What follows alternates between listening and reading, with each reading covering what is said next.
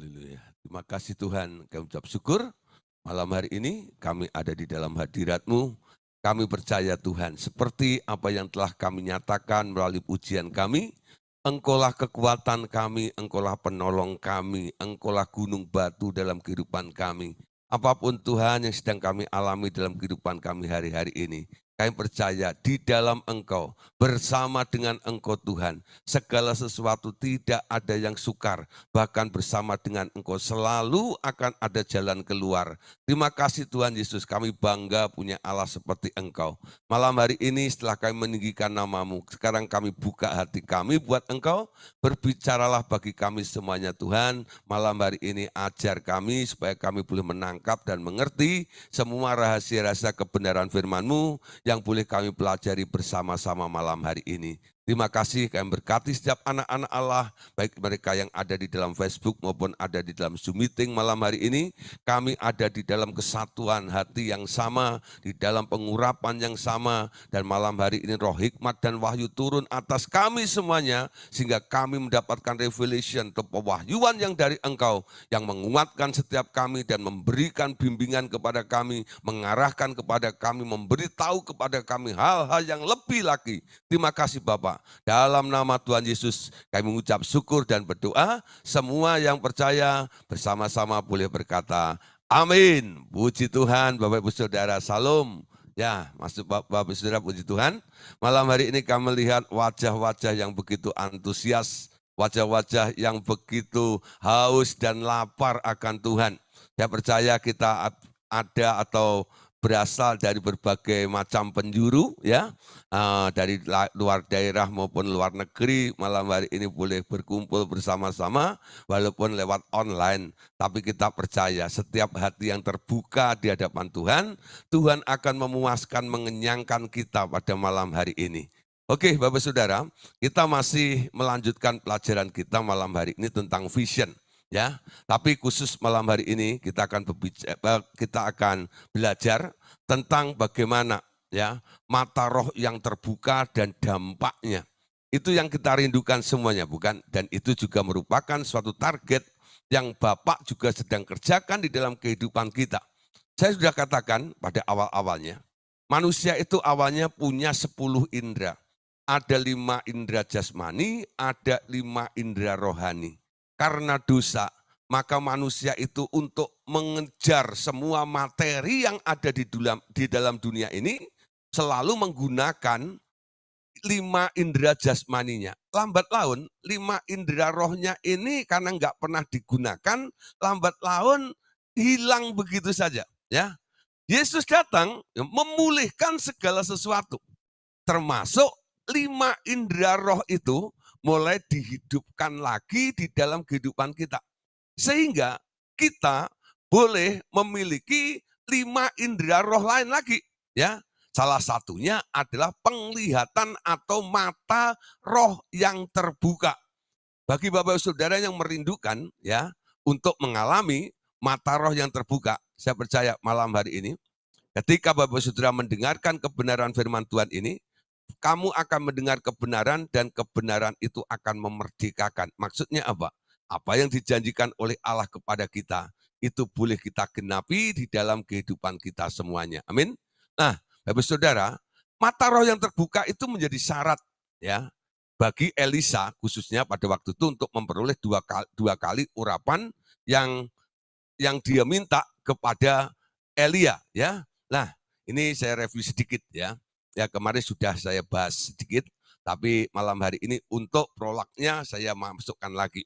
Nah, itu bisa kita lihat di dalam 2 Raja-Raja pasal 2 ayat 9 sampai 10.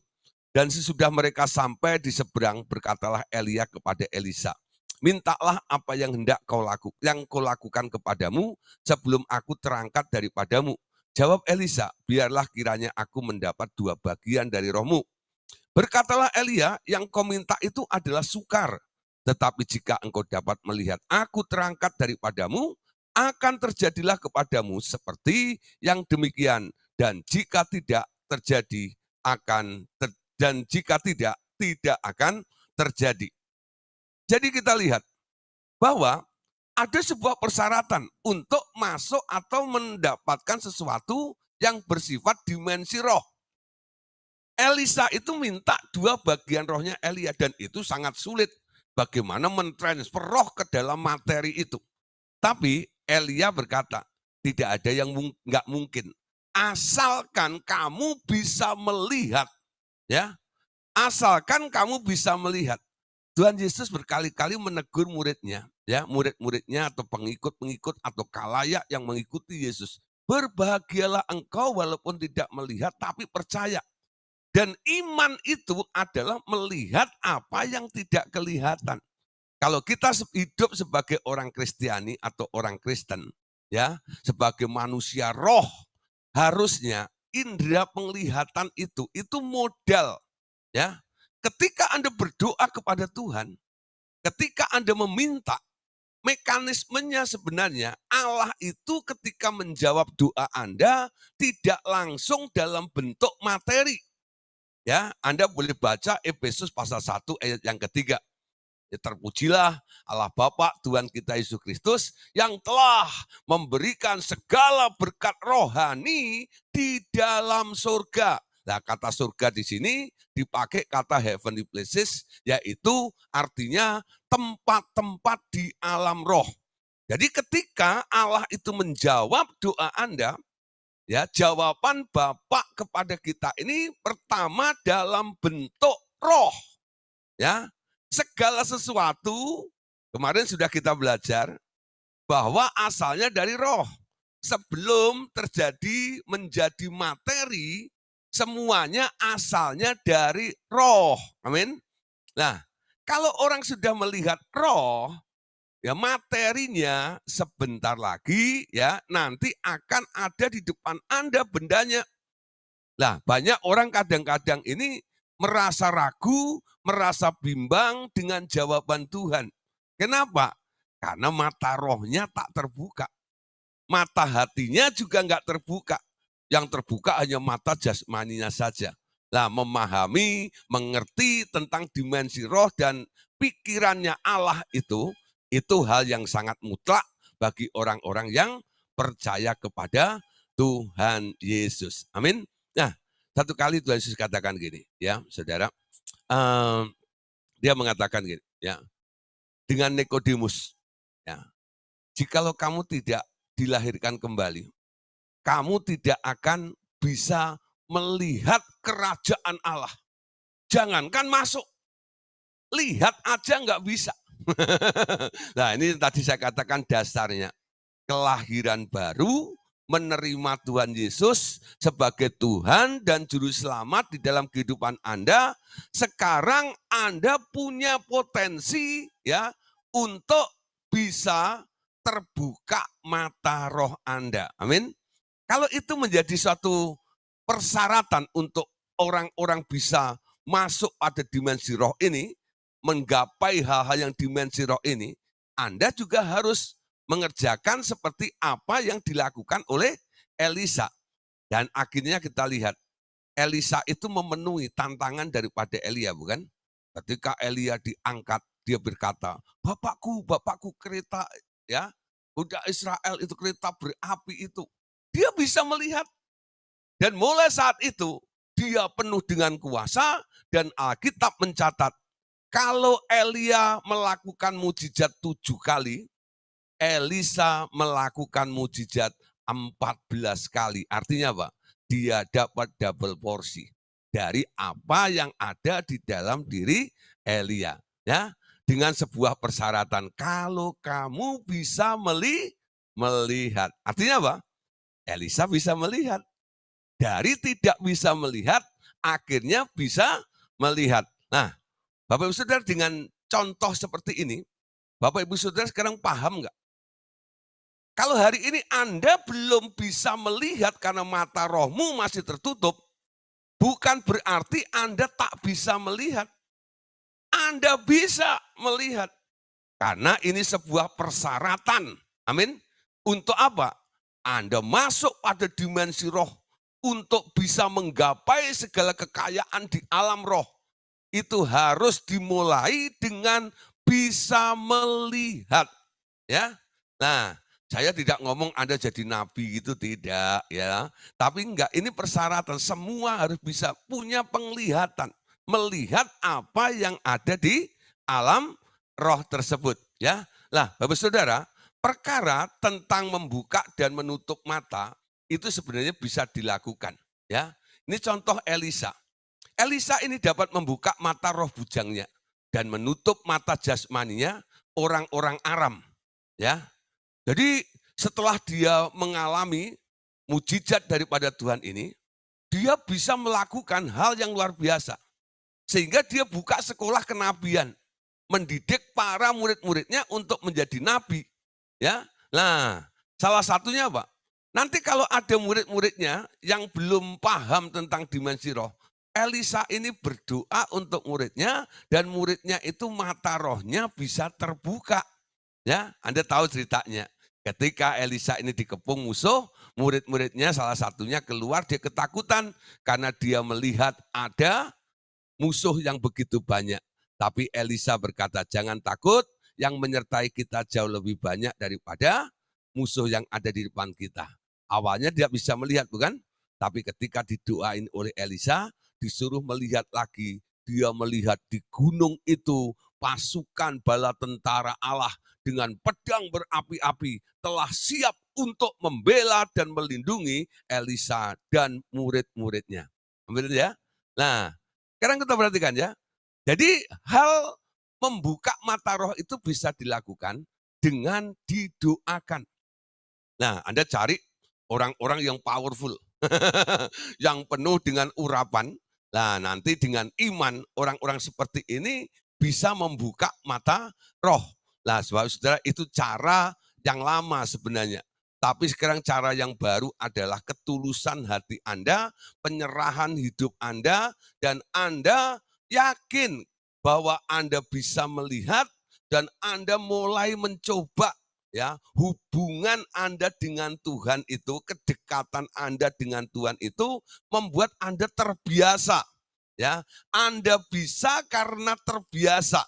Ya, ini jauh lebih akurat, ini jauh lebih permanen dibanding Anda bisa karena transferan. Ya, perhatikan ya. Anda bisa karena terbiasa, ini jauh lebih permanen daripada Anda bisa karena transferan. Saya katakan ada dua cara orang membuka mata rohnya.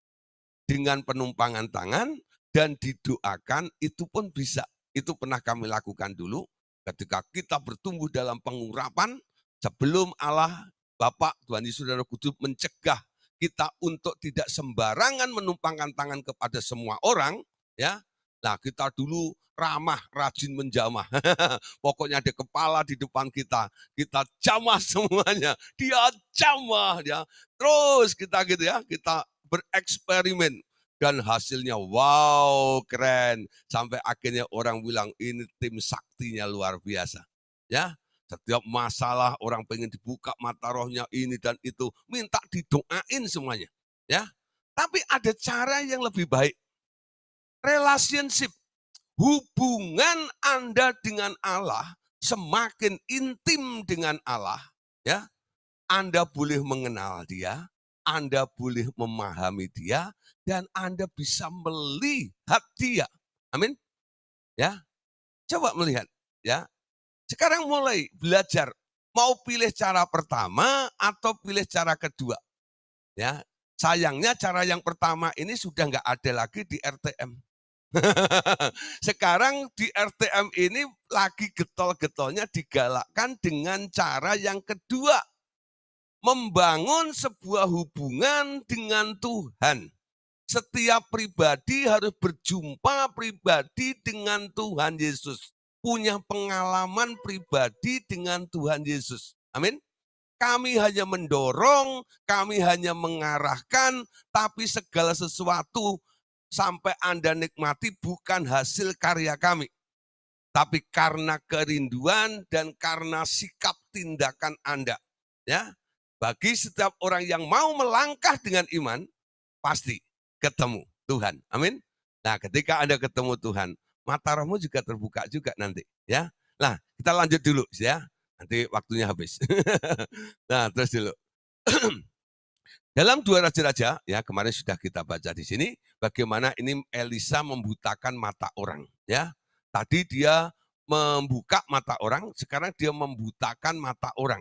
Ya, lah doa yang disertai urapan mampu membuka dan menutup baik mata roh maupun mata jasmani seseorang. Ya, dalam Kisah Para Rasul pasal 13 ayat 9 sampai 11, di situ Paulus ya ternyata dia bisa membutakan juga mata orang. Ya, Allah juga sendiri yang mencelikkan mata orang juga. Ya, nah sekarang pertanyaannya begini, apa yang sebenarnya yang sering menutupi mata roh seseorang? Kesadaran alam materi yang lebih kuat dibanding kesadaran alam roh. Jadi orang itu sudah menjadi materialistis. Segala sesuatu harus ada buktinya, harus ada fisiknya. Kalau nggak ada buktinya, nggak ada fisiknya, belum percaya. Nah, orang-orang semacam ini sebenarnya mata rohnya tertutup. Kesadarannya sekarang harus dibangun bahwa kesadaran alam materi yang lebih kuat ya dibanding kesadaran alam roh ini. Sekarang harus dibalik, kesadaran alam roh harus lebih kuat dibanding dengan kesadaran alam materi. Ya, tadi malam sudah saya katakan kalau Anda melihat sebuah benda, jangan pelototin, jangan terlalu terpesona dan Anda fokus kepada bendanya ini. Anda harus berpikir sebenarnya di balik benda ini ada dimensi rohnya. Ya, apalagi kalau Anda ingin mengubah. Umpama nih saya dalam pelayanan, ya di depan saya ada orang sakit, ya ada orang sakit, mungkin kakinya bengkok gitu ya. Waduh, lurusin kaki bengkok ini kan susahnya luar biasa. Ya bisa-bisa saya bimbang, saya ragu, ya dalam mendoakannya mana mungkin, mana bisa dan sebagainya. Tapi ya kalau saya lihat fisiknya ini sulit sekali untuk diubah atau diluruskan. Apa yang saya lakukan? Saya mulai melihat dimensi rohnya. Manusia ini punya 2 tubuh. Tubuh jasmani dan tubuh roh. Nah, tubuh rohnya sama bengkoknya. Lalu saya doakan, saya kerjain, saya luruskan. Yang saya luruskan bukan tubuh jasmaninya. Tapi yang saya luruskan adalah tubuh rohnya.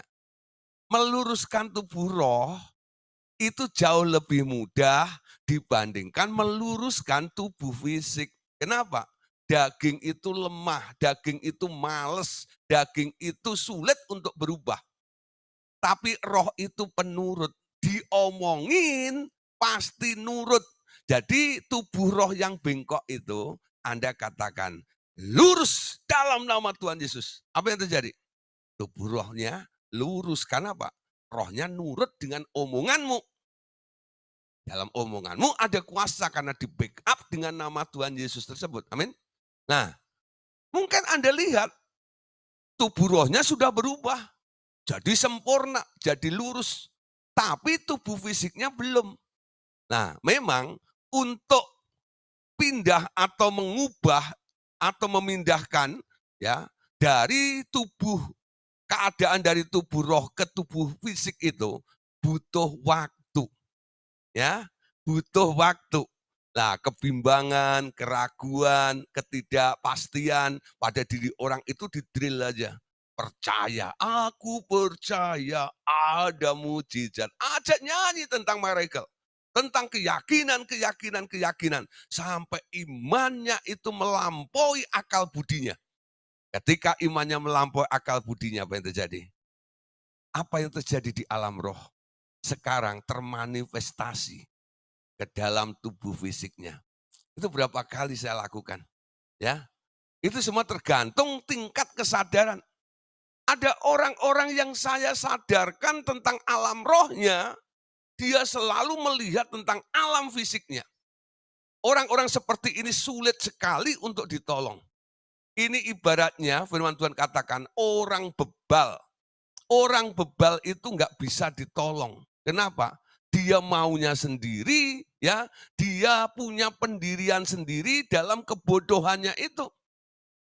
Nah, tapi kalau orang bijaksana, mereka mau nurut dan mengerti, gampang untuk ditolong. Ada orang-orang yang berhasil kami doakan, kami tolong, tapi ada orang yang nggak berhasil kami doakan. Bukan Tuhannya sama, sama, kuasanya sama. Apa yang membuat beda? Hatinya. Firman Tuhan katakan, ada 4 macam hati, bukan? Ada hati pinggir jalan, ada hati di atas batu, ada hati penuh dengan semak, dan ada hati yang sudah digarap, hati yang subur. Nah, jenis hati yang subur itu gampang sekali. Untuk apa? Mengalami mujizat, mengalami suatu perubahan, suatu dampak pekerjaan Tuhan di dalam kehidupan mereka semuanya. Amin. Nah, kesadaran tentang alam materi ini harus dikurangi sehingga kita mulai lebih sadar tentang alam roh daripada alam materi. Nah, Bapak Saudara, anak kecil pada umumnya mudah ya, mudah melihat alam roh. Tapi segera kehilangan kemampuan itu ketika sadar akan gunanya uang. Amin. Nah, Saudara, kalau Anda sudah punya prinsip uang itu segala-galanya dalam hidup Anda, lambat laun mata rohmu juga akan buta. Ya, ya itu gambar sudah anak-anak kecil. Dulu anak kecil itu gampang melihat alam roh. Ketika mulai Anda kasih duit, bisa ngitung duit, bisa beli pakai duit, lalu mengatakan duit itu sangat berharga. Lalu mereka mulai ya punya mutu bahwa ada uang abang disayang. Nggak ada uang abang melayang. Uang segala-galanya. Sebelum kenal duit, Tuhan adalah segala-galanya. Amin. Nah, ini penting Saudara. Uang bukan salah sebenarnya, ya. Uang itu adalah hamba yang baik, tapi uang itu adalah tuan yang jahat dan salah satunya adalah menutup mata rohmu. Amin. Jadi uang itu jangan dijadikan prioritas. Uang itu hanya hamba, ya. Taruh di bawah kakimu, ya. Buat Anda jalan kemana saja, diinjak terus ya. Jangan ada di atas kepalamu. Amin. Nah, jangan Anda dituntun oleh uang, tapi uang Anda tuntun ya kemana uang ini bisa Anda gunakan ya sehingga nama Tuhan bisa dipermuliakan. Nah, contoh lain ya, ada Saudara ya, pembantu yang dari desa. Kenapa lebih mudah melihat alam roh dari tuan atau nyonyanya yang hidup di kota? Karena pembantu-pembantu ini biasanya dia simple minded ya. Pikirannya sederhana sekali. Segala sesuatu enggak diolah dengan otaknya. Dia terima, ngerti nggak ngerti, dia percayai kalau yang ngomong itu dia kenal, orangnya baik, pasti tidak mencelakakan dia dan dia akan mengikuti saja ya. Nah, saya Saudara, bagi Bapak Saudara yang pinter-pinter sekolahnya S1, S2, S3, bukan berarti Anda nggak bisa membuka mata roh Anda. Coba walaupun Anda pinter, ya punya gelar tinggi sekalipun, coba belajar simple minded. Segala sesuatu Anda mulai percayai terlebih dahulu. Apalagi kalau itu Tuhan yang ngomong, ya. Nah, sekarang Saudara, bagaimana ya? Orang yang terbuka mata rohnya, ya, mereka akan bisa nantinya melihat Allah, ya, melihat Allah. Nah, kesadaran alam roh pada tingkat pertama biasanya membuka mata roh seseorang di daerah alam roh yang dekat dengan alam materi ya. Jadi tahap-tahapnya ada.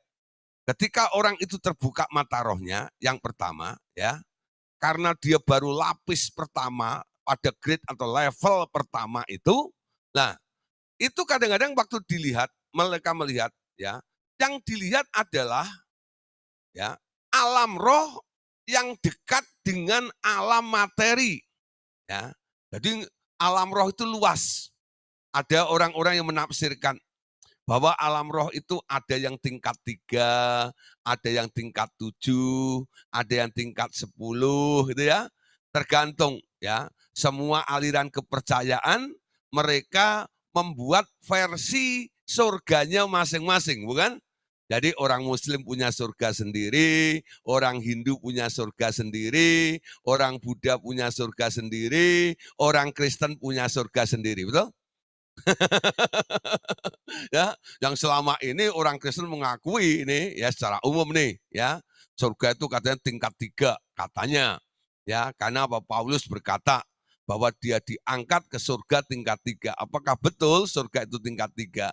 Ya, sebenarnya lebih dari tingkat 3 ya. Surga itu adalah heavenly places ya, di mana tempat-tempatnya banyak.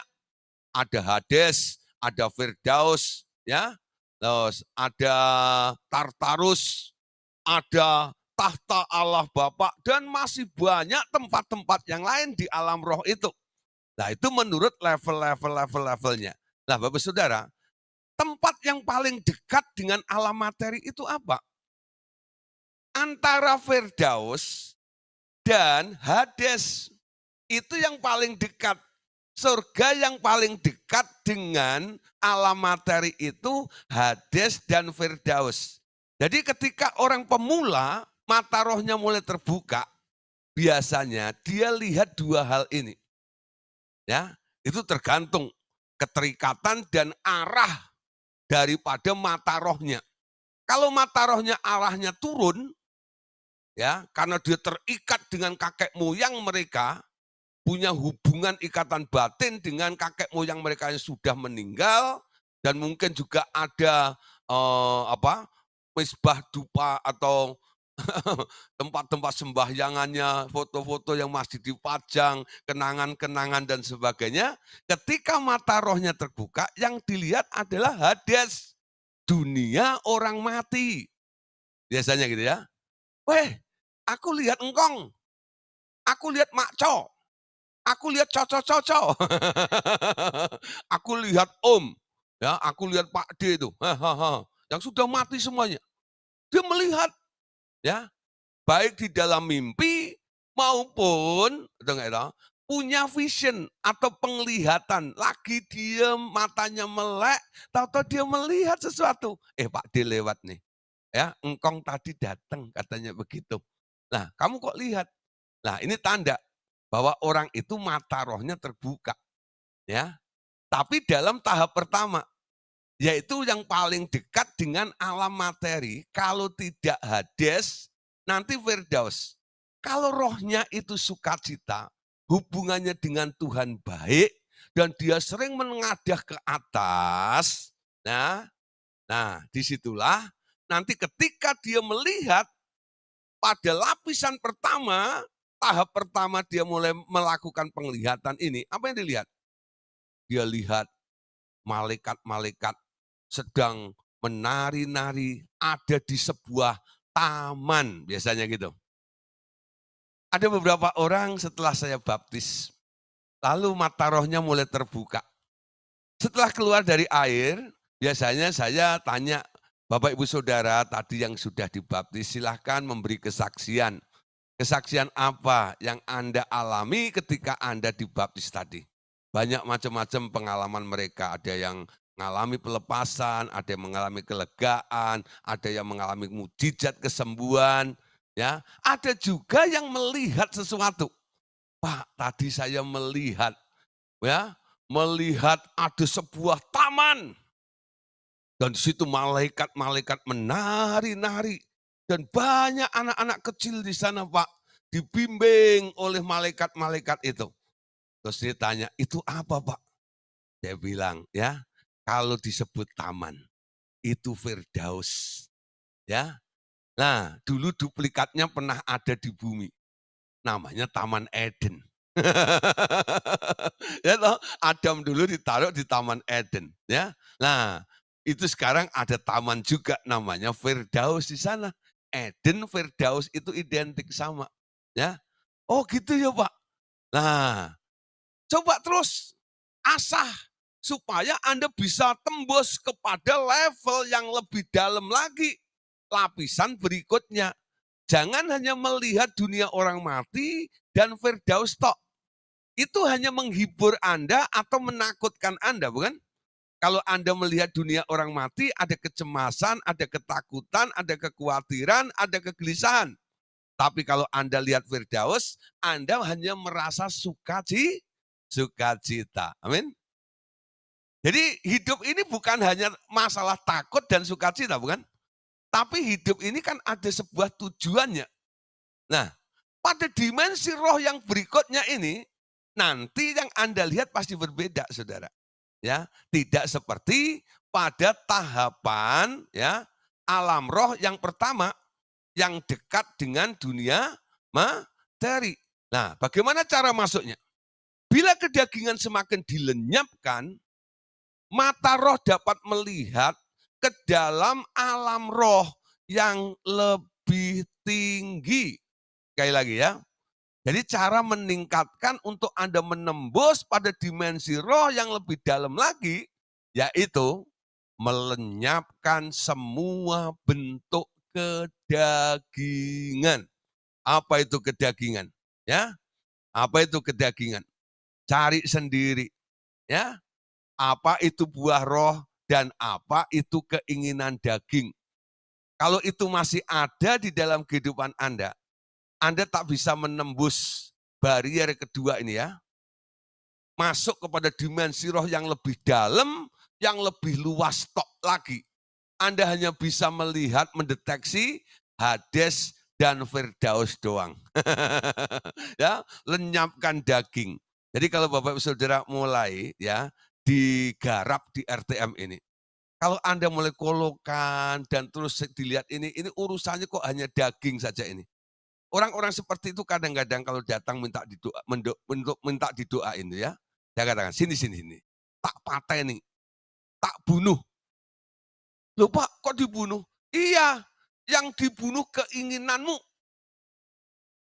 Kamu minta didoain sebenarnya supaya Tuhan meloloskan keinginanmu. Bukan kehendak Tuhan. Ya, paham enggak? Jadi kalau Anda mau berdoa, cek dulu. Apakah doa yang Anda panjatkan, yang Anda minta untuk Tuhan menjawab itu, sebenarnya keinginanmu yang dibungkus oleh daging itu loh.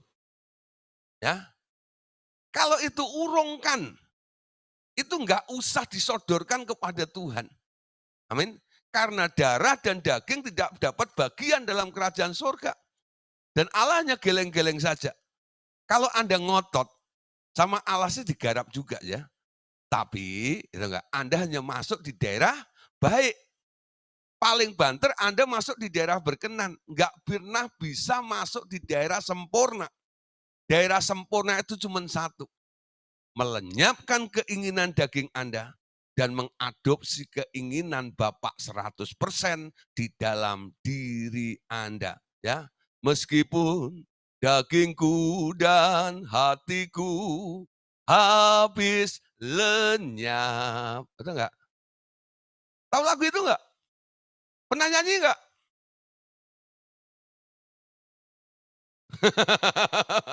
Ya, hal melenyapkan daging itu ada. Betul enggak? Apa yang disebut daging? Ya, keinginanmu itu daging sebenarnya. Yang bertentangan, yang berlawanan dengan keinginan roh atau keinginan Tuhan di dalam kehidupan Anda. Amin. Nah, sekarang mulai kalau orang mau mematikan keinginan dagingnya sampai nanti Anda menjadi orang yang enggak pengen apa-apa. Sisakan satu saja keinginanmu. Apa itu? Menyenangkan hati Tuhan dan melakukan kehendak Dia. Amin. Buang semua keinginanmu, sisakan satu saja, menyenangkan dan menyukakan Tuhan di dalam hidup Anda. Amin. Bisa enggak? Harus. Ya, banyak orang pengennya masuk pada dimensi roh yang dalam, bukan? Tapi enggak membuang keinginan daging. Bisa masuk enggak? Enggak bisa. Karena ini sebuah persyaratan. Ya, persyaratan. Kenapa? Semakin Anda masuk ke dalam dimensi roh yang lebih dalam, Anda harus dituntut tingkat kemurnian dan kekudusan Anda. Ya, semakin dalam nanti dituntut lebih dalam lagi tingkat kemurnian dan kekudusan Anda. Sampai didapati Anda sempurna seperti Bapak di surga adalah sempurna. Ya, nah kalau enggak bisa nembus sampai ke sana. Apalagi tahta Allah Bapa itu enggak sembarang orang bisa masuk ke sana, bukan? Anda lihat Lucifer, ketika dia cacat sedikit aja, dia harus dibuang dari surga, lalu dilempar ke bumi. Kenapa? Di sana enggak boleh ada yang cacat. Ya, punya keinginan sedikit saja yang salah di sana harus tereliminasi. Amin. Nah, saudara, ternyata setelah Roh Kudus menyucikan orang percaya terus-menerus, mata roh itu mampu memandang Allah Bapa nantinya. Yang semula tak dapat dilihat oleh manusia biasa. Anda ingat ya, dulu Musa ya, pengen melihat Allah Bapa. Oh, enggak bisa, Saudara. Ya. Yohanes 5 ayat 19 katakan begini. Lalu Yesus menjawab mereka, sesungguhnya aku berkata kepadamu, anak tidak dapat mengerjakan sesuatu dari dirinya sendiri, jikalau ia tidak melihat Bapa mengerjakannya. Sebab apa yang dikerjakan Bapa itu juga dikerjakan anak. Artinya, Tuhan Yesuslah yang bisa melihat Bapa. Betul enggak? Karena apa yang dilakukan Yesus, semua atas dasar dia mendengar dan dia melihat Bapaknya melakukannya. Kenapa Tuhan Yesus bisa? Karena Tuhan Yesus sudah kehilangan kedagingannya. Dia katakan makananku ialah melakukan kehendaknya dan menyelesaikannya. Betul?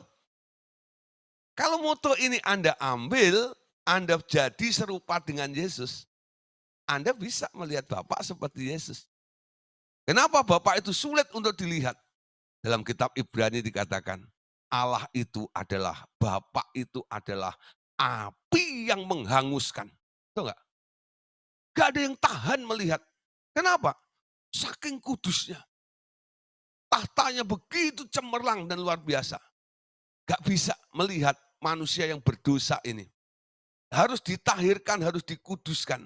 Nanti kalau sudah pada tingkat kekudusan, ya, yang memenuhi persyaratannya, orang tersebut baru bisa melihat melihat Bapa. Contohnya Tuhan Yesus. Ya, kalau Tuhan Yesus bisa melihat Bapa, artinya Bapa yang ada di tempat yang tak terhampiri itu, dia bisa dilihat, bukan? Dan Yesus yang sulung, kita adik-adiknya. Kalau Yesus yang sulung perintis dari iman kita, dia bisa melihat Bapak. Saya harap Bapak Ibu Saudara satu kali nanti juga bisa melihat Bapak juga. Ya, Bapak Saudara, ketika kami mengadakan kursus pelayanan pribadi di Pekanbaru, ya, di situ ketika setelah acara pengurapan ilahi, ya, baptisan Roh Kudus, inner healing dan sebagainya, lalu hari terakhir, hari ke-13 itu acaranya acara kesaksian-kesaksian ya. Nah, ada seorang ibu bersaksi. Nah, dia bilang gini, Pak, kemarin ketika ya pengurapan Roh Kudus itu, Bapak melihat kan saya menari-nari begitu ya, dan luar biasa indahnya, dan dia enggak menyentuh orang yang pada resting di bawah-bawah itu. Karena apa? Benar-benar dia dipimpin oleh Roh di situ. Lalu dia bilang gini ya, ketika kami ada di dalam pengurapan itu, saya melihat kaki yang besar sekali, Pak. Ya, itu kaki itu menapak ke bumi, ya, itu hanya sampai sampai apa namanya itu, lututnya itu loh. Itu sudah nggak kelihatan tuh, udah mentok di langit. Bayangin Pak, itu kakinya segede apa dan itu cuman kelihatan satu kaki saja, ya. Nah, lalu waktu itu Pak Andres yang jawab. Ya Pak Andres tuh ingat satu ayat bahwa bumi itu tempat tumpuan kakinya. Tahu nggak ya? Bumi itu tempat tumpuan kakinya. Lah itu kalau Anda bilang tumpuan kaki, anggap aja itu kayak meja di depan Anda yang kecil itu aja ya. Ya. Lalu Anda injak, lah itu tumpuan kaki. Kalau Anda mau pakai sepatu, males jongkok itu ya, kaki Anda angkat taruh di satu, lah itu tumpuan namanya. Bumi itu tumpuan kakinya. Jadi kaki Allah Bapa itu gede. Ya toh.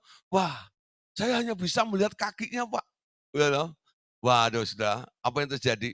Setelah dia melihat kaki itu, pertumbuhannya luar biasa. Ya, dia mengalami banyak terobosan, termasuk dalam hal pekerjaan juga. Dia diberkati oleh Tuhan. Gara-gara melihat Bapak. Ya. Nah, saya nggak ngomong ini tuh untuk diberkati lalu supaya lihat Bapak gitu enggak ya. Tapi dampak orang ini berkenan di hatinya. Apa yang dikerjakan berhasil seperti Tuhan Yesus berhasil juga ya. Nah, di sini kesimpulannya bahwa Bapak itu bisa dilihat asal level rohmu sudah Anda tingkatkan lebih lagi. Dengan cara apa? Membuang, membunuh, ya, mematikan semua bentuk kedagingan di dalam diri Anda. Sebenarnya definisi daging itu apa sih? Definisi daging itu sebenarnya dimulai dengan kata aku mau, ya. Jadi kalau Anda terlalu sulit untuk mencari ya apa sih yang dimaksud daging yang harus dilenyapkan atau apa namanya? Yang harus dimatikan itu. Aku mau harus Anda ganti dengan Tuhan mau. Kalau toh itu harus Anda kerjakan, Anda katakan, jika Tuhan menghendakinya, aku akan melakukannya. Itu ya. Jadi di sini ada opsinya. Seperti Yesus di Taman Getsemani. Tuhan, kalau boleh lalukan cawan ini daripadaku. Tapi bukan kehendakku, tapi kehendakmu. Tetap prioritaskan kehendak Allah lebih daripada kehendakmu. Amin. Walaupun itu plan, sebuah plan yang harus Anda kerjakan sekaligus. Anda harus tetap mengatakan seperti itu pada Tuhan. Sampai Anda akhirnya tahu. Anda berjalan benar-benar ya di dalam keinginan Tuhan. Amin. Nah, sekali lagi saudara, kita lihat ya. Oke, Allah Bapa bisa dilihat. Wahyu 4 ayat 1 sampai 2. Ini muridnya Tuhan Yesus. Setelah itu aku melihat sesungguhnya sebuah pintu terbuka di surga dan suara yang dahulu ku dengar berkata kepadaku seperti bunyi sangkakala, naiklah kemari dan aku akan menunjukkan kepadamu apa yang harus terjadi sesudah ini. Segera aku dikuasai oleh Roh dan lihatlah ada sebuah tahta di surga dan di tahta itu duduk seseorang. Nah, yang dimaksud ini siapa? Nah, apa yang dilihat oleh Yohanes? Yohanes melihat siapa? Dia lihat seorang yang duduk di tahta itu. Siapa itu? Bapak. Ya.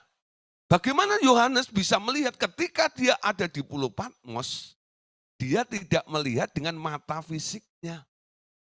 Dia melihat dengan mata rohnya. Dia lihat makhluk-makhluk di alam roh. Dia melihat ada penguasa di alam roh. Bahkan dia bisa melihat ada yang duduk di atas tahta itu. Jadi Yohanes melihat Bapa. Amin. Wow. Ya, melihat Bapak. Ya, kalau di Pekanbaru tadi hanya kakinya. Ini melihat tatanya, melihat orangnya juga si Yohanes itu. Ya. Nah, Bapak Saudara, rindukan hal-hal seperti ini. Kalau Alkitab mencatat kisah-kisah seperti ini, Alkitab itu ditulis untuk memberi teladan bagi kita. Artinya apa?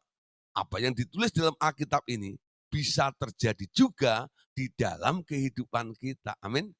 Nah, kenapa Yohanes sampai di Pulau Patmos? Ada harga yang harus dibayar.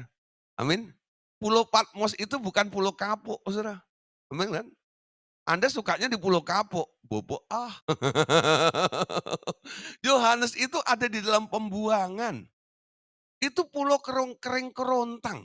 Gak semua orang suka ada di tempat itu. Di tempat itu mati daging namanya. Betul nggak? Enaknya Pulau Patmos itu apa?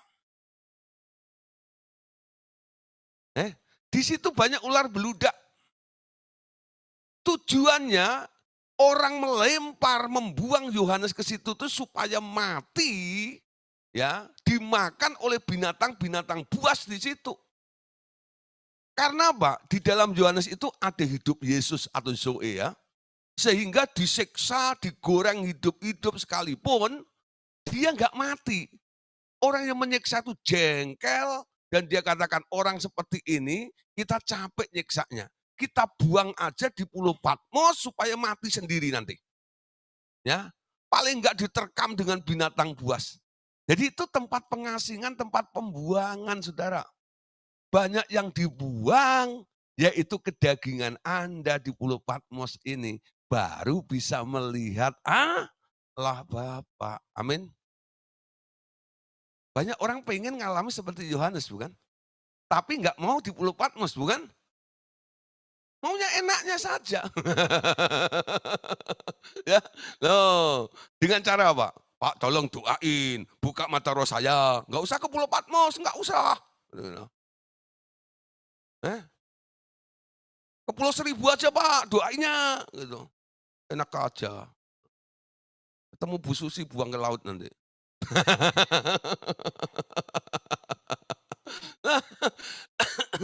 Ya, paham maksud saya ya? Yohanes mendapat penglihatan karena dia ada di Pulau Patmos. Anda mau terbuka mata roh Anda? Saya tidak memberikan option tentang siapa mau didoain supaya terbuka mata rohnya. Tapi langkah kedua, dengan mematikan dagingmu, ya mata rohmu terbuka. Paling enggak saudara, yang rajin melototin TV. Itu enggak ya? Nah, mulai kurangin lah. Saya sering bilang, TV itu berhala mata satu. Ada orang melototin TV ya, dari Indonesia tanah airku, sampai padamu negeri kami berjanji. Ya. Tanah airku Indonesia. No. Siarannya habis, cari channel yang lain lagi. Ya. Wih saudara, no. Melototin TV kayak begitu. Betul nggak? No? Pokoknya bangun tidur TV, sampai mau tidur TV. Nah, visionnya apa? Ya television itu.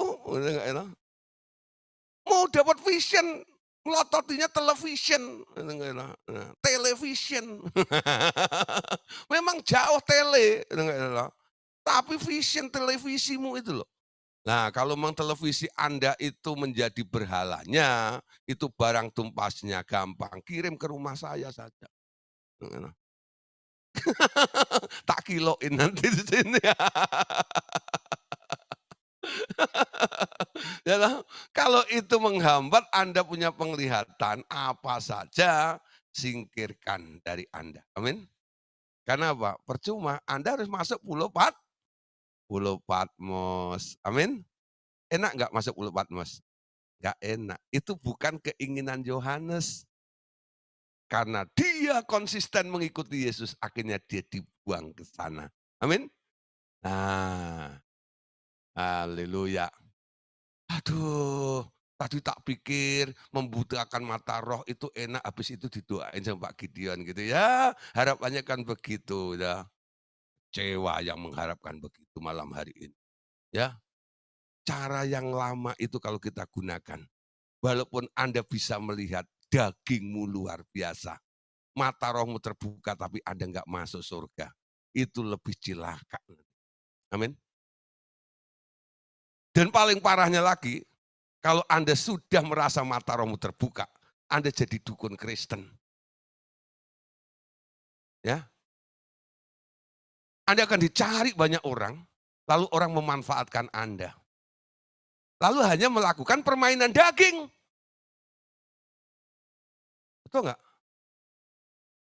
Anda menjadi agen keinginan manusia saja gitu loh. Tolong Pak, tolong Pak, tolong Pak, tolong Pak. Anda meladeni keinginan daging orang. Anda lihat dong. Anda dengar ya, ada permainan daging namanya. Di dalam pelayanan, kelihatannya orang rohani. Orang penuh dengan karunia. Tapi Anda meladeni keinginan seseorang, bukan meladeni keinginan Tuhan. Itu namanya permainan daging. Ya, hati-hati. Kalau Anda enggak, nanti akan kena penalti. Matius 7, 19, 21 itu. Bukankah aku yang bernubuat demi namamu?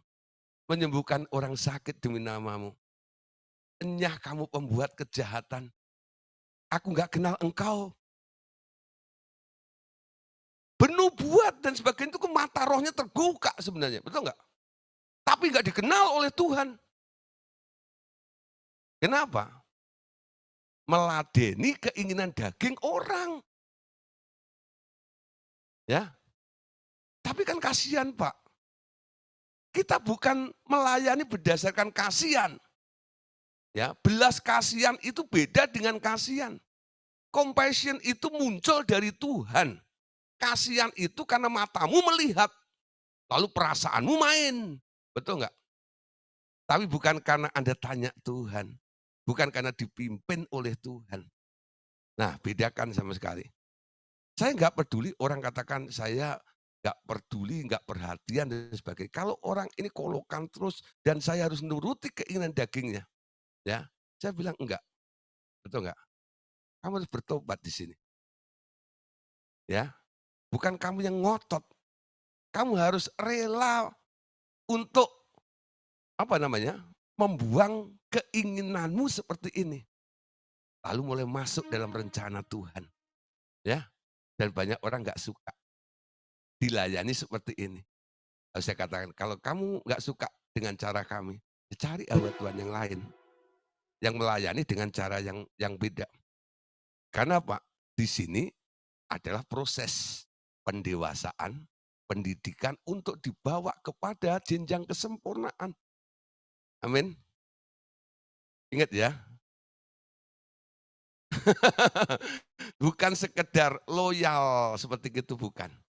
Yesus itu pernah dikejar orang-orang. Dia menarik diri. Dia tidak mengizinkan orang itu, ya tidak berkenan, ya enggak, ditemui orang itu. Kenapa? Yesus katakan, yang dicari oleh orang-orang itu bukan aku. Ya, kamu datang bukan karena melihat roti, bukan mencari roti yang hidup, tapi mencari roti yang kemarin itu kan? Betul enggak? Motivasinya datang untuk menjadikan Yesus raja. Sehingga tiap hari Yesus bikin mujizat untuknya. Nah, Yesus enggak suka. Yesus lari. Anda mau jadi seperti Yesus? Lakukan sama seperti Yesus. Ya. Nah, paling resikonya satu. Kalau Anda jadi seperti Yesus, Anda digantung di kayu salib. Amin.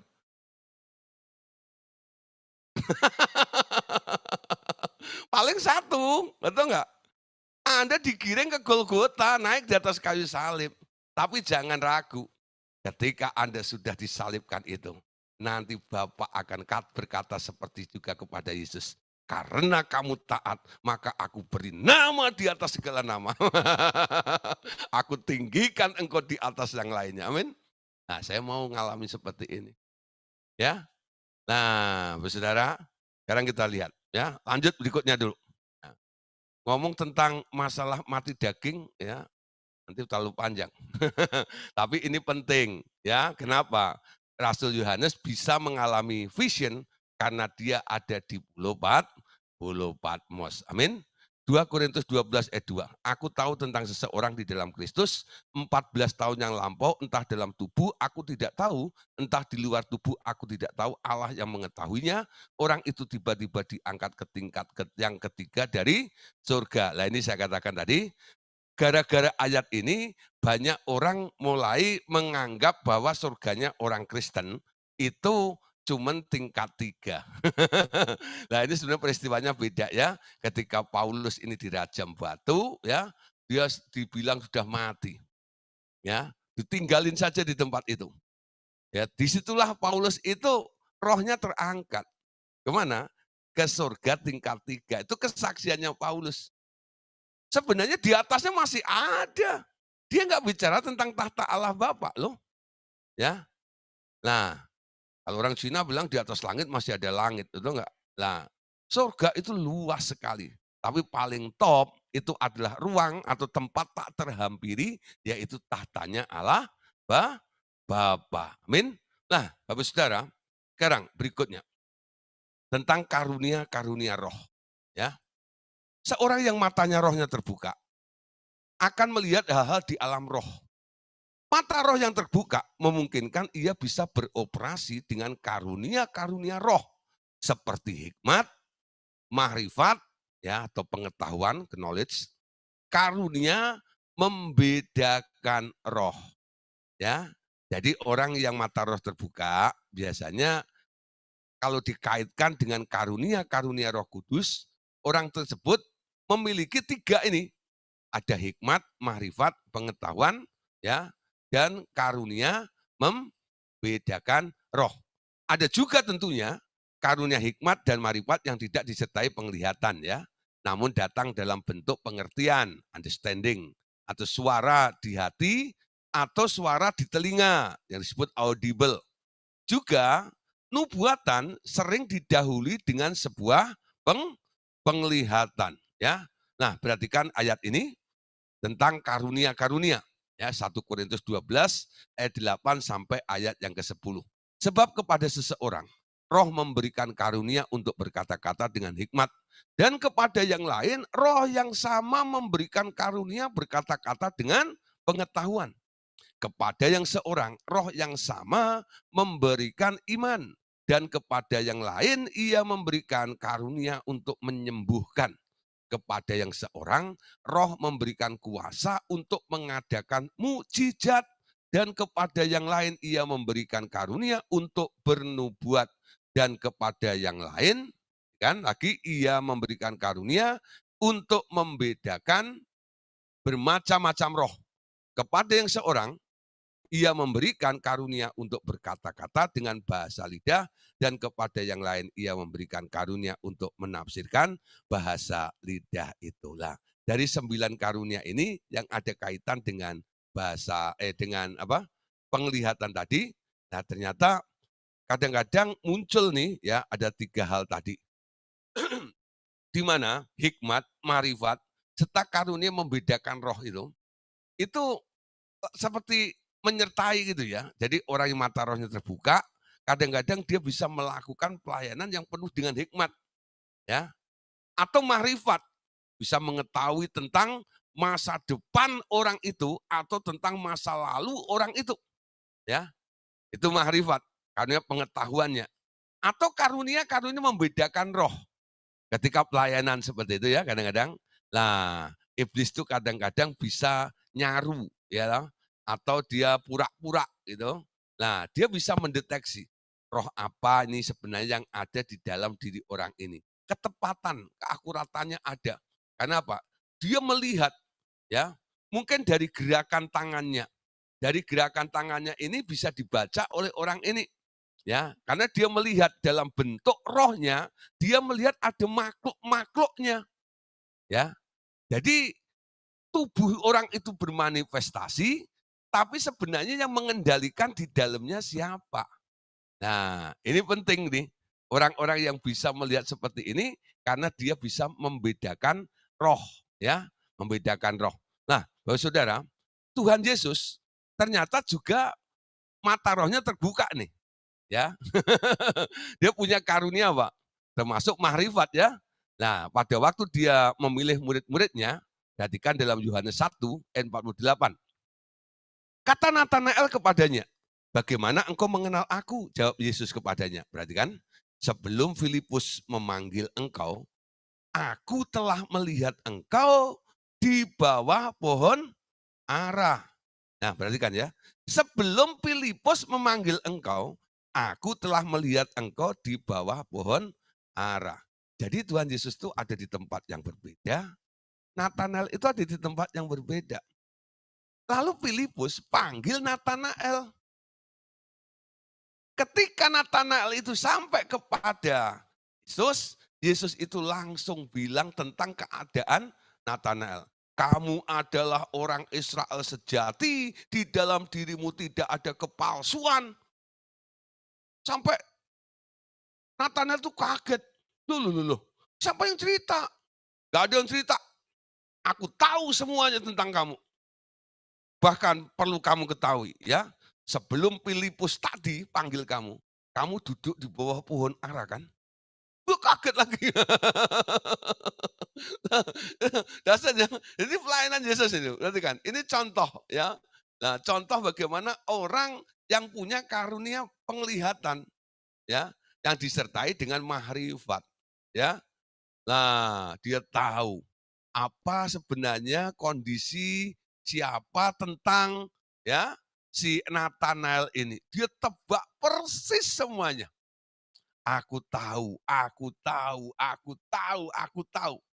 Nah, orangnya bilang, dari mana engkau tahu? Ya, ini sebuah karunia. Jadi mata roh terbuka, ya. Bukan hanya lihat benda-benda atau materi-materi di alam roh tok. Kalau itu memang ada kaitan dengan pelayanan, bisa Anda akan disertai dengan hikmat atau mahrifat atau membedakan roh juga ya. Jadi kalau ada orang bisa membedakan roh berarti mata rohnya sudah terbuka ya. Kalau orang penuh dengan hikmat bisa-bisa orang ini juga sudah mata rohnya sudah terbuka juga sehingga dia bisa apa ya memberikan arahan. Apalagi kalau mahrifat. Nah, dia melihat masa lampau seseorang atau masa depan seseorang. Ya, kalau orang dukun-dukun dibilang orang sakti bisa melihat tukang kuamnya, betul nggak? Nah, kenapa? Dia bisa meramal Anda ke depannya. Dia bisa melihat tentang Anda sebelumnya. Nah, dukun-dukun bisa melihat. Nah, Anda tahu bagaimana dukun bisa melihat? Eh? Apakah ditiam, tumpangin tangan gitu? Enggak, saudara. Si dukun itu bisa sakti, tahu nggak? Dia bayar harganya. Dia harus bersemedi dulu, ya. Ya itu gambaran Pulau Patmos tadi. Nah, si dukun tahu, saudara. Itu enggak loh? Nah, memang ada yang ditiup, ya. Sekarang ada yang praktek di mal-mal, buka cakra, betul nggak? Sini sini nih, tak buka cakramu, segala macam gitu. Itu mirip dengan pelayanan yang tumpang-tumpang tangan untuk membuka mata roh. Gak ada bedanya. Saya kasih tahu, ya. Jadi bisa. Jadi praktek-praktek membuka mata roh itu ditiru juga di kalangan para dukun. Tukang ramal dan sebagainya mereka buka di mal-mal sekarang. Orang dibuka cakranya supaya bisa masuk pada dimensi roh. Betul nggak? Nah, sekarang banyak gereja-gereja bikin acara juga. Ngurapan ilahi namanya. Ya, dulu kami bikin ibadah setiap hari Kamis. Ya, waktu zaman rumah dua segala bangsa. Judulnya apa? Malam Pengurapan Ilahi. Cie, keren ya? Isinya apa? Wah, urapanmu, urapanmu. Wah, pokoknya semua berbau urapan. Ya, buka mata roh, pokoknya membuat orang semua yang didoain sakti semuanya. Ya, banyak yang datang. Karena apa? Yaitu keinginan kemauannya yang banyak yang kita ikuti. Ya luar biasa sih, ya. Cukup diakui. Nah, itu sama dengan buka-buka di mall gitu loh sebenarnya, ya. Tapi setelah dididik begini untuk mematikan daging ini, lalu saya melihat nih, dukun-dukun itu ada juga ya yang dengan cara mengasingkan diri mematikan keinginannya, dia bertapa bersemedi setelah selesai jadi orang sakti. Mata rohnya terbuka, ya. Lah apa bedanya Anda mematikan daging dan dukun dia bertapa bersemedi lalu jadi orang sakti. Bedanya cuma satu. Anda bisa melihat penuh dengan karunia. Anda mulai melakukannya. Anda kerjakan untuk kemuliaan Tuhan, bukan? Kalau si dukun bukan.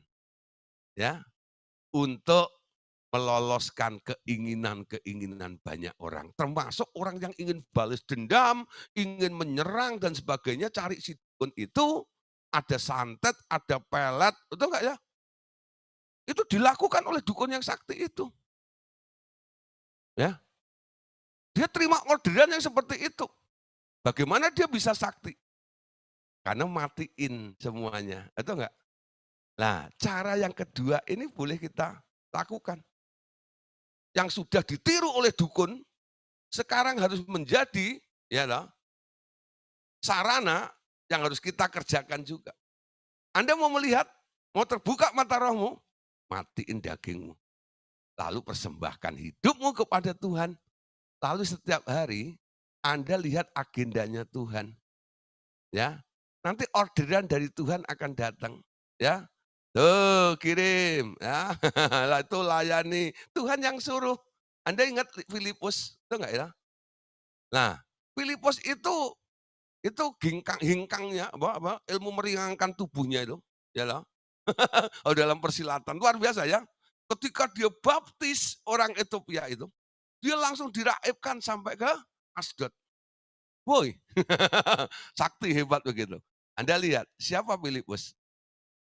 Dia bukan tipe orang yang cari pelayanan.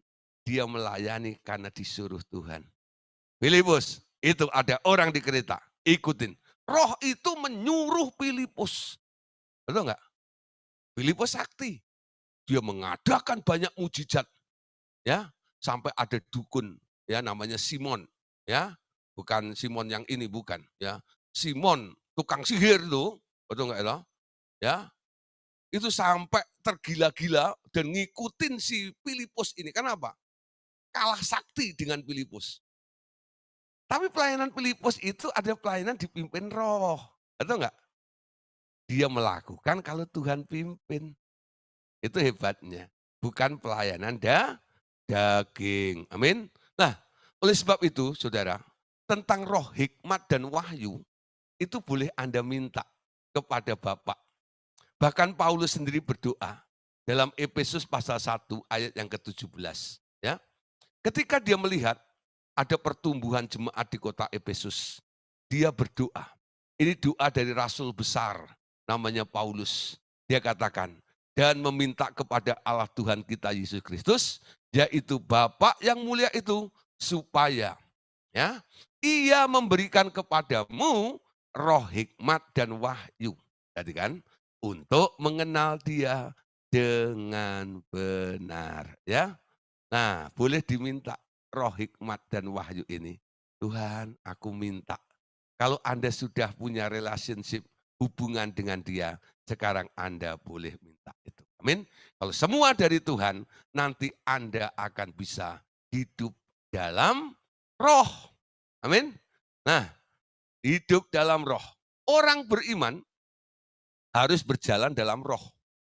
Orang yang buta mata rohnya akan sering tersandung dalam perjalanan imannya, bukan?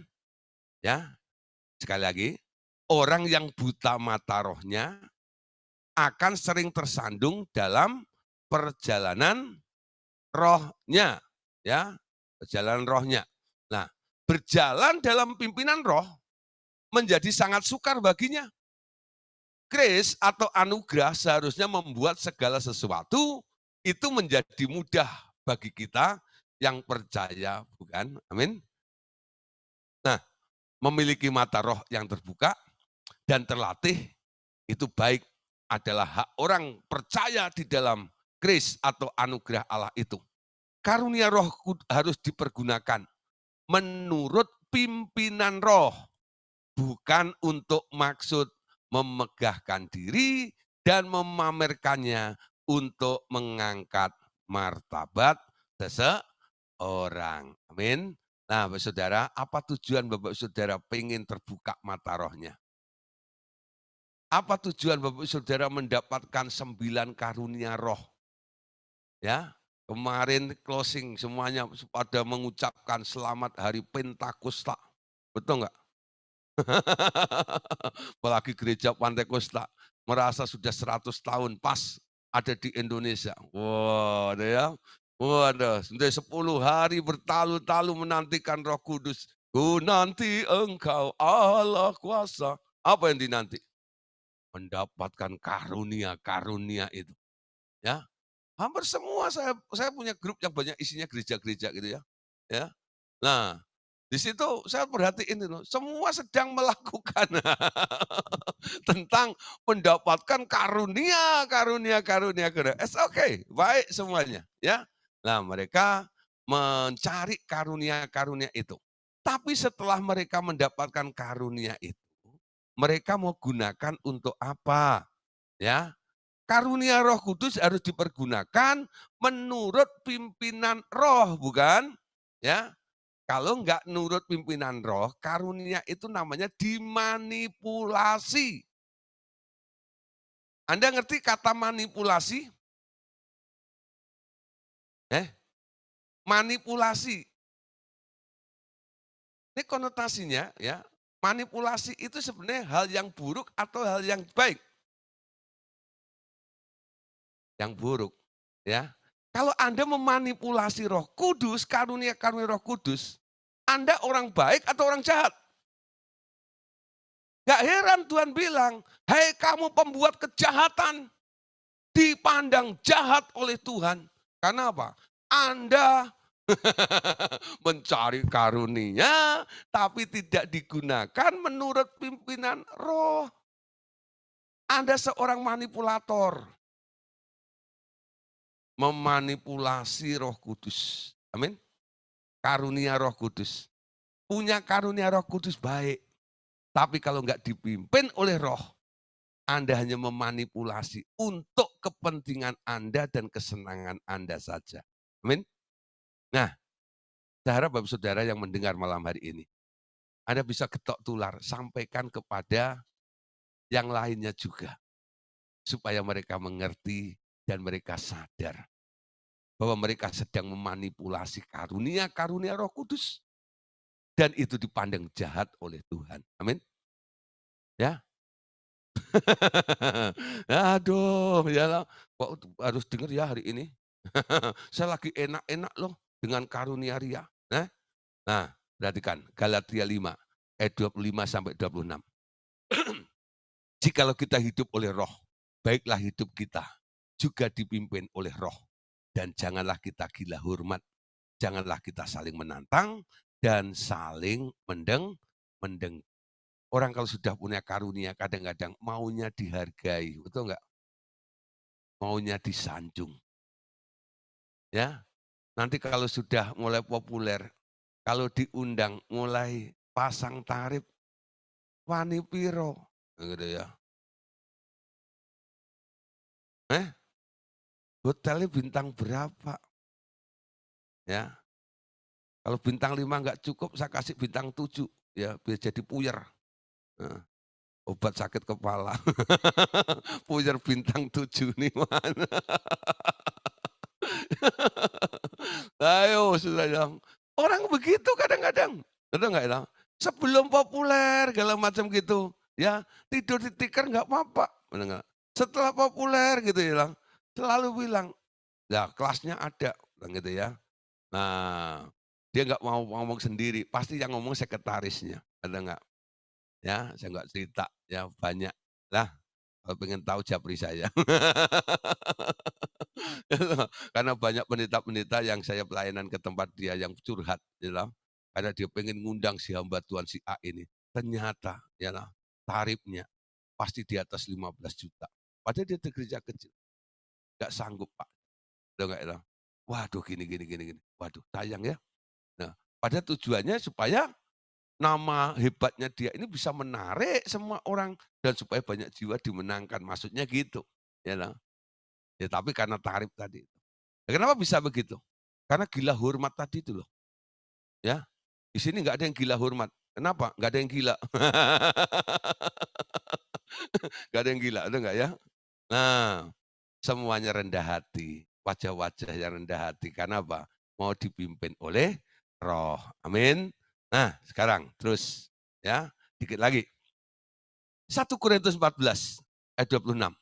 Jadi bagaimana sekarang, saudara-saudara, ya? Bila mana kamu berkumpul, hendaklah tiap-tiap orang mempersembahkan sesuatu. Yang seorang bermazmur, yang lain pengajaran, atau pernyataan Allah, atau karunia bahasa lidah. atau karunia untuk menafsirkan bahasa lidah.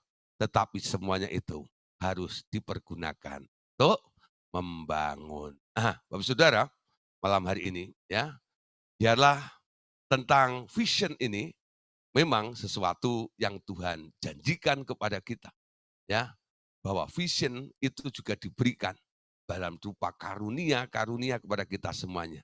Tapi ingat ya, apa yang Tuhan berikan jangan Anda manfaatkan untuk kepentingan Anda. Segala sesuatu adalah dari Dia. Roma 11 ayat 36 ya.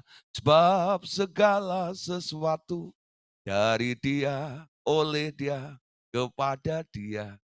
Bagi Dialah kemuliaan sampai selama-lamanya. Amin. Segala sesuatu dari Dia, oleh Dia, kepada Dia. Bagi Dialah kemuliaan sampai selama-lamanya. Nah, si aku itu harus dipateni. Si aku ini harus dimatikan.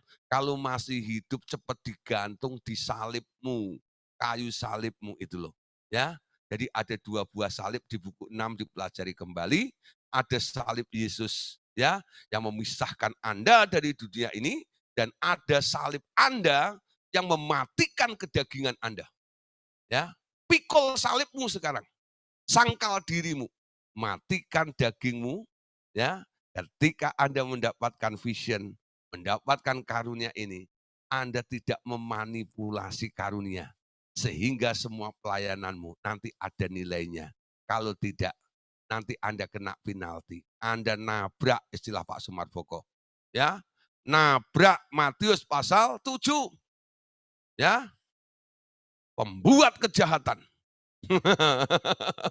Ya, karena tidak melakukan apa yang diperintahkan oleh Tuhan, yang dilakukan atas dasar keinginan dirinya sendiri. Amin. Oke, Bapak Saudara, puji Tuhan. Malam hari ini kita sudah selesai membahas tentang penglihatan ya atau vision. Ya, besok kita akan bicara karena sudah melihat. Besok kita akan berbicara tentang ya dunia malaikat. Ya, apa saja sih sebenarnya, ada jenis-jenis malaikat apa, dan malaikat-malaikat jenis ini dan itu fungsinya untuk apa, bagaimana dia bekerja, ya. Nah, besok ya kita akan belajar lagi bersama-sama.